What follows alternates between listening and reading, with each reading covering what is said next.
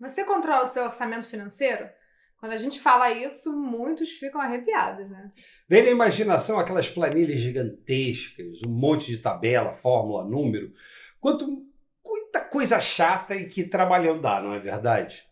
Orçamento é uma daquelas coisas que a gente faz no trabalho porque é obrigado, muitas vezes, mas quando a gente chega em casa não quer nem pensar nele.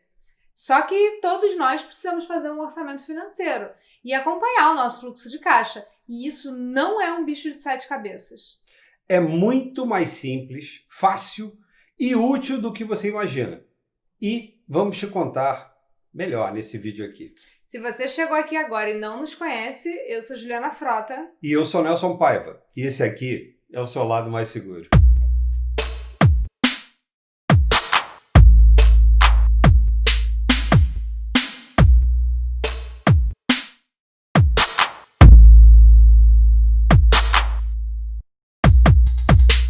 Se as pessoas cuidassem da vida financeira como as empresas fazem, talvez muita gente estaria melhor, né?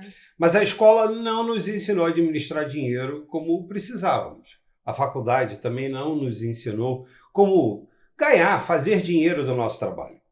Mas a vida adulta gira em torno do dinheiro, porque o dinheiro é o denominador comum que permite que a gente tenha acesso a boa parte das coisas que a gente precisa e deseja para viver. Se não houvesse dinheiro, a vida urbana e moderna que conhecemos hoje não seria possível. Porque teríamos que trocar um punhado de coisas, feijão que plantamos por um punhado de arroz, com o vizinho ou com o cliente, coisas desse tipo. O fato é que muitas pessoas são assombradas pela imagem da gestão financeira como algo muito complicado, difícil, vivendo um ciclo passivo de procrastinação financeira. Mas se existe uma dupla dinâmica que deveria ser a nossa maior aliado, o nosso maior aliado, é o tal do planejamento financeiro e o orçamento financeiro. O planejamento nos diz onde queremos chegar e qual caminho seguimos. O orçamento nos diz como seguiremos esse caminho. Portanto, eles deveriam ser nossos conselheiros para tomar qualquer decisão que envolva um dos nossos recursos mais preciosos, o dinheiro que recebemos fruto do nosso trabalho. Sem esses dois mecanismos, nos perdemos no caminho e ficamos à mercê do acaso, se vai dar tudo 100% todo o tempo. Só que a vida não é uma linha reta e previsível. Então, naturalmente, temos desvios de percurso e oportunidades que surgiram e portas que vão se fechar. Mas com um planejamento financeiro claro e um orçamento adequado, o caminho é muito mais simples. Então, o princípio básico é sempre o mesmo. Simplifique. Não queira fazer orçamento mega blaster com várias planilhas elaboradas que se cruzam de um jeito... Enfim, não importa, seja simples. Vai no básico que funciona. Na medida que você se acostuma e incorpora o hábito, você aprimora se for necessário. Pensa na academia. Se você nunca malhou, não dá para você começar querendo se tornar aquele halterofilista, malhar nos 30 dias. Começar malhando 30 minutinhos, 3 vezes por semana, que tá legal. Senão você vai lá cheio de gás, malha mais do que aguenta, 2 dias depois está no auge da dor e não vai mais. Aí leva uns 2, 3 dias se recuperando, já chega a sexta-feira, depois vem o final de semana e você quebrou a corrente. Então o melhor orçamento familiar que existe é o que você vai conseguir fazer com consistência ao longo do tempo. Pode ser uma planilha, um caderninho, um pedaço de papel, no aplicativo. O importante é ser o mais simples possível para você e para você jogar a preguiça lá para longe. O primeiro item de um orçamento é a receita, ou seja, saber quanto você ganha.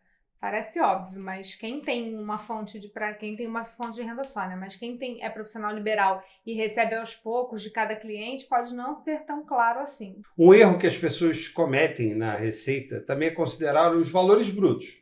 Aí você fica com um número na cabeça, mas que na prática é muito maior do que você realmente tem livre de impostos e no seu dia a dia. Então, liste tudo que você recebe de dinheiro e desconte todos os tributos e impostos. Trabalhe com a receita líquida na cabeça. Gente, é matemática. Todo o resto da vida precisa caber dentro desse dinheiro. Não existe mágica. Então, todos os demais componentes do orçamento financeiro precisam caber na receita líquida que você tem. E sempre que for inserir algo novo não planejado, precisa olhar o conjunto e ver de onde você vai tirar. Lembra que não pode furar o teto do gasto, né? O segundo componente do orçamento financeiro são os investimentos. Porque se não pagarmos primeiro, ficaremos devendo para nós mesmos lá na frente. Simples assim. Então, estipula um percentual que você vai investir todo mês e foca nos objetivos que você listou lá no seu planejamento.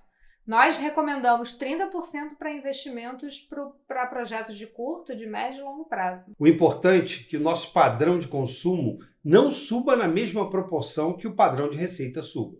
Assim, nossa capacidade de investir aumenta com o aumento da nossa renda e sem doer. É claro que o ser humano se adapta, mas fazer um downgrade por causa de um imprevisto é sempre mais doloroso, né? Muito mais. Então, o orçamento precisa prever também as proteções financeiras que sejam adequadas às suas necessidades e ao seu bolso. Muitas delas são mais acessíveis e simples do que as pessoas imaginam. Aqui entra o plano de saúde, o seguro de vida, de invalidez, de doenças graves, do carro, da casa, ou seja, aquelas proteções básicas que permitirão que você não saia do jogo se algum imprevisto acontecer, algum caso mais sério acontecer. Elas minimizam o impacto financeiro na sua vida se ainda não tiver reserva de emergência e aposentadoria financeira, por exemplo. Depois entram as despesas essenciais. É basicamente o seu custo de vida. É o que vai balizar o seu padrão de vida. Ou seja, o gasto com moradia, alimentação, transporte, saúde e educação. O ideal é que essas despesas essenciais não ultrapassem metade da sua receita. Alguns são até mais radicais. Recentemente assistimos um vídeo ótimo do Rick Chester que ele diz que os custos fixos só podem consumir 1/3 da renda. Então, se não consegue reduzir a despesa, precisa aumentar a receita. Não tem mágica.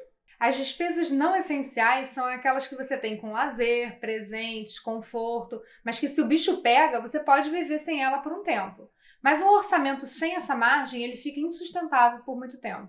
É claro que é normal no início da carreira, da vida profissional, as contas sejam mais apertadas, mas nosso foco precisa ser em aliviar essa pressão.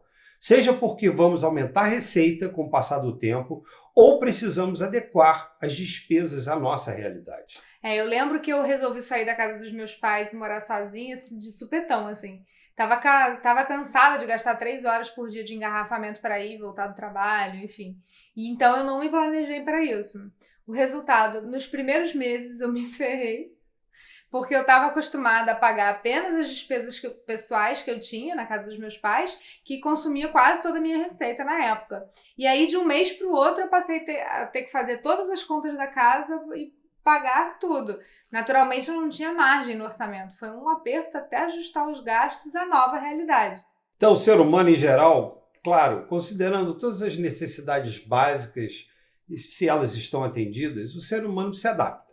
E o planejamento e o orçamento é o que serão nossos conselheiros para escolhermos o melhor caminho, os melhores caminhos que impactam na nossa vida financeira ao longo da vida. Então, independente de qual ferramenta que você vai usar para fazer o seu orçamento, os princípios básicos são esses. Receita maior do que a soma dos seus investimentos, das proteções, das despesas essenciais e das despesas não essenciais. Qualquer coisa não planejada vai impactar em alguma dessas variáveis, queira você ou não queira. Ficou alguma dúvida? Qualquer coisa você já sabe, escreve aqui pra gente nos comentários ou na caixinha de perguntas do Instagram. Nós vamos ficando por aqui. Meu nome é Nelson Paiva. E eu sou Juliana Frota. E esse aqui é o seu lado mais seguro. Um beijo. Abraço, tchau. Até.